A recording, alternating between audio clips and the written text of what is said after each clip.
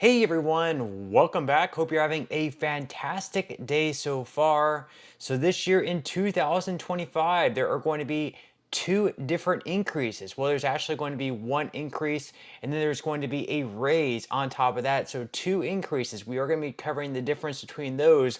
However, even though there are going to be two different increases taking place for certain beneficiaries of Social Security and all beneficiaries of Social Security this year in 2025, there is some bad news that goes along with that. We are going to be covering that in today's video. But before we go ahead and dive into it for today, if you would like to receive up to $200 in free stock or $200 in free cash, in a pinned comment below, I will be leaving a link to Robinhood. All you have to do is once you click on that link is just sign up for a free account and then simply link your bank account. You do not even have to make an opening deposit. At that point in time, Robinhood will be sending you one free stock worth all the way up to $200. And if you'd rather just have the cash, all you have to do is once you receive the free stock is just sell it for what it's worth and then transfer the cash value right back to your bank account. Okay, so diving right into it for today. Once again, this year in 2025, there are going to be two different increases taking place for Social Security beneficiaries. One of the increases is going to be for everyone. The other one is going to be for right around 3 million beneficiaries of Social Security. So we're going to be covering that in today's video. And the first one, of course, is going to be the cost of living adjustment, or COLA for short. That is going to be for all beneficiaries of Social Security. That was announced back in October of last year. That once again came out to 2.5%. And that's something that happens every single year. It's just a metric of inflation, just a way of keeping benefits up with inflation. So they're pretty much saying that inflation increased by 2.5% from the third quarter averages of 2023 to the third quarter averages of 2024. And that's why they're increasing benefits by 2.5%. Even though you could argue that inflation was actually much more than 2.5%, and therefore the COLA should be more than 2.5%. 2.5%, unfortunately, is all that we're getting. Now, the second increase was something that was just passed in the House of Representatives in November. Then it passed in the Senate in December. And then just a few days ago in January was signed into law by President Joe Biden.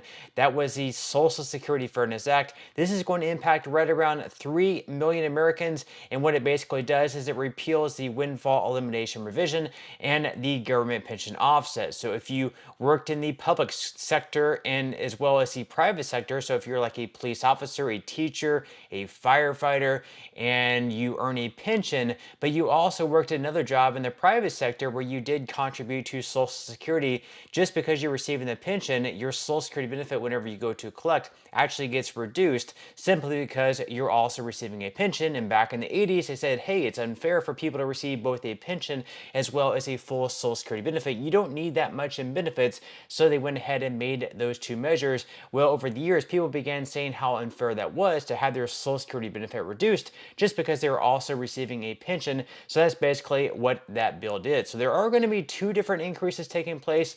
Of course, the cost of living adjustment is really only an increase because it keeps up with inflation, whereas with the Social Security Fairness Act, that's actually a raise because that actually beats inflation. So we're going to have folks receiving, $400 more per month, $500 more per month, $700 more per month, and even more than that. That is an absolutely life-changing bill. However, alongside with that, there are some bad news. So we are going to dive into that in today's video. But according to The Hill, Biden's new Social Security law is official, but implementing it under Trump will be a challenge. So this article is going to talk about the different challenges that will be taking place to get this new bill implemented. And then we're going to be covering some of the additional bad news that goes along with these increases. So any increase, of course, is very, very good news. Don't get me wrong, but there are some negatives that go along with it that we will definitely have to keep in mind. So according to The Hill, on January 5th, President Biden signed into law the Social Security Fairness Act, which will provide new or additional Social Security benefits for about 3 million individuals who receive government pensions from jobs not covered by Social Security.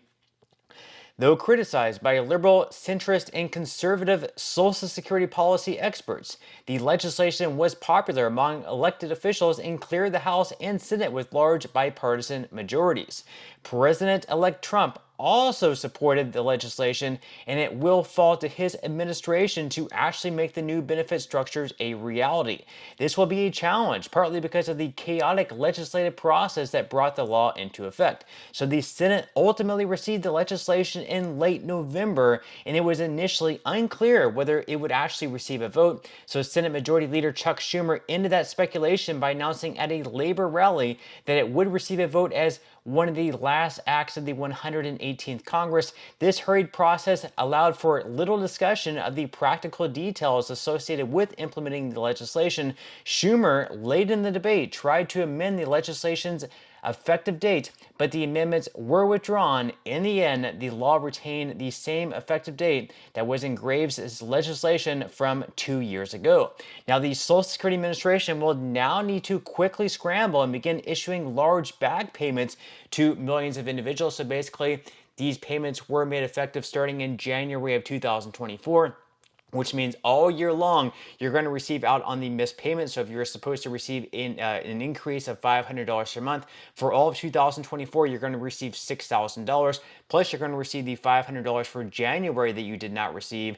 And probably in February, these increases are not going to come in your check. So you're going to get a back payment for that as well. That's going to be an additional $500, bringing the total to $7,000. And not really sure when exactly they're going to catch up and actually add these to your monthly checks. But you are going to receive a retroactive check for all the missed months you did not receive these increased payments. Now, the article goes on to say that complicating the issue, SSA received its administrative budget via a continuing resolution with no provision for the potentially large startup costs to implement the legislation. SSA's administrative budget has been in sharp decline over several years, and the agency recently testified before Congress that it now has one of the lowest staffing levels in 50 years. It is unlikely SSA has the bandwidth to implement the new benefit structure seamlessly, quickly, and correctly. Now, prior to the law, individuals affected by the government pension offset may not have been eligible to receive any Social Security spouse or survivor payments. A number of these individuals simply did not file for Social Security benefits because there was no point, and as a result, they are not in SSA's computer systems. The Congressional Budget Office expects SSA will have to process new applications as a result of the legislation, and the new applications will lead to an extra 70,000 people on the rolls in the last year of the budget office's projection period. So obviously, as I mentioned there are some people who are not even receiving Social Security benefits right now because of those prior laws, and we're going to have right around 70,000 Americans, if they all know this bill passing, now applying for Social Security benefits, and they're saying there's short staffing within the Social Security Administration, and if things are bad now, it's going to be even harder on them with more people applying for these benefits, and then have them having to, redo all of these calculations to figure out just how much more money people should be receiving with this bill's passage. We'll have to see how quickly they're able to work this out. I really don't expect them to send out the increased payments in February. March is a possibility, but that might be stretching it. Maybe April, May, June. Hopefully at some point, April or May at latest, but we will have to wait and see. Now, some other bad news with these increased payments is that we might just start getting taxed on Social Security benefits. Right now, where last year in 2024, they figured out that right around 50% of Americans were paying some sort of taxes at the federal level on their Social Security benefits. Now, with the 2.5% cost of living adjustment, plus, with the Social Security Fairness Act passing and these large increases associated with that bill, we're going to have even more Americans paying some federal taxes on their Social Security benefits. So according to CNBC, nearly 3 million individuals are poised to see their Social Security benefits increase thanks to new changes signed into law by President Joe Biden this week. But with the higher checks could come additional tax burdens. The Social Security Fairness Act, which passed by a bipartisan majority in both the House and the Senate, ends reductions of Social Security benefits for certain individuals who also receive pension income from work in the public sector as firefighters, police officers, teachers, and local, state, and federal employees. Those beneficiaries are set to see an increase to their monthly benefit checks. Because the legislation applies to benefits paid throughout 2024, they will also receive lump sum payments to make up for that time. The details of how those increases will be implemented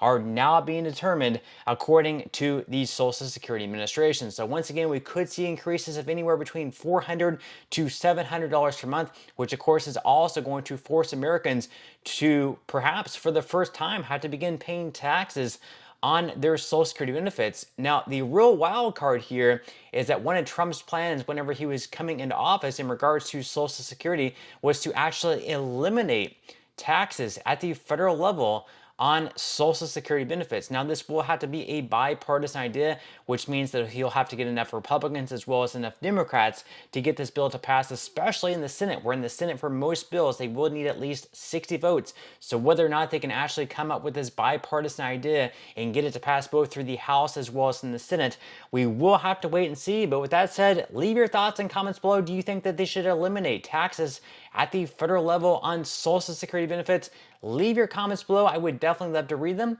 But that's all we have for today's video, and I will see you in the next one.